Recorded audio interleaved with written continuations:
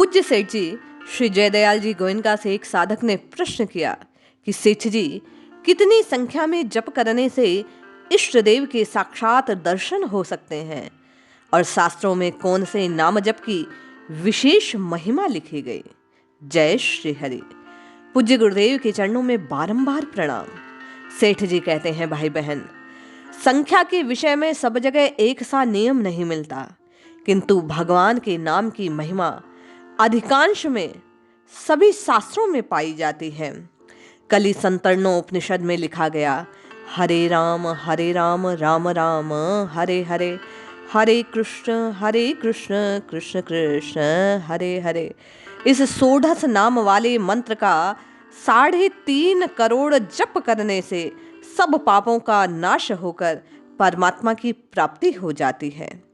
रामायण में श्री राम नाम की, श्रीमद् भागवत में श्री कृष्ण नाम आदि नामों में, महाभारत में गोविंद, हरि, नारायण, वासुदेव आदि बहुत से नामों की, श्रुति स्मृतियों में ओम, तत् और सत आदि नामों के जप की विशेष महिमा लिखी गई है।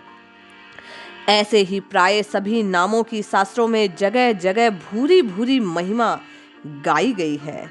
विष्णु पुराण में कहा गया, कलि के अत्यंत उग्र पाप को जो मनुष्यों को नरक की पीड़ा देने वाले हैं, श्री कृष्ण का एक बार भी भली प्रकार, भाई बहन ध्यान दे, भली प्रकार स्मरण करने से तुरंत विलीन हो जाते हैं। श्री गोविंद एक बार भी स्मरण किए जाने से मनुष्यों के सैकड़ों जन्मों के किए हुए पापों के समूह को उसी प्रकार शीघ्र ही भस्म कर देते हैं जैसे रुई के ढेर को अग्नि नष्ट कर देती है।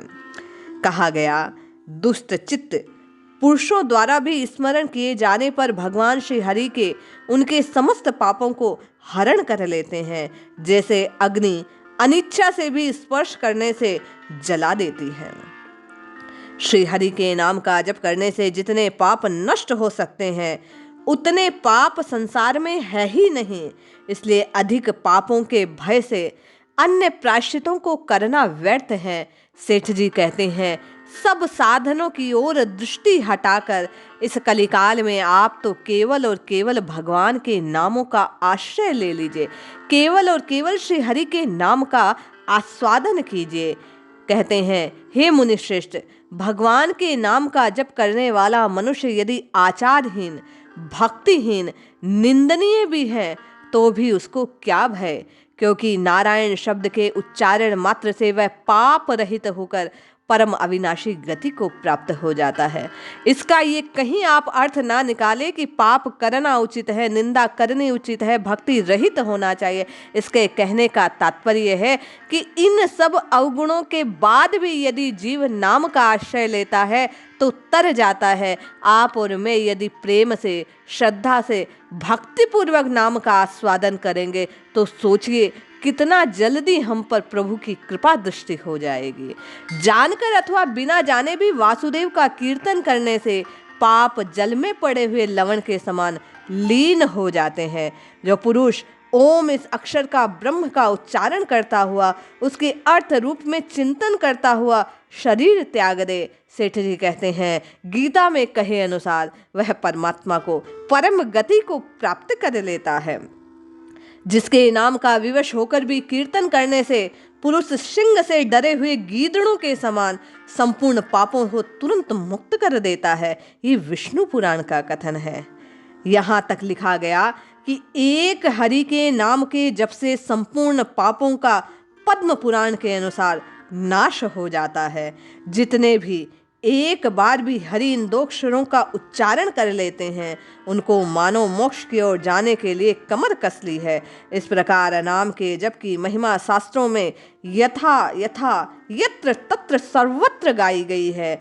लेख का कलेवर बढ़ सकता है। सेठ जी कहे, बात बढ़ती चली जाएगी।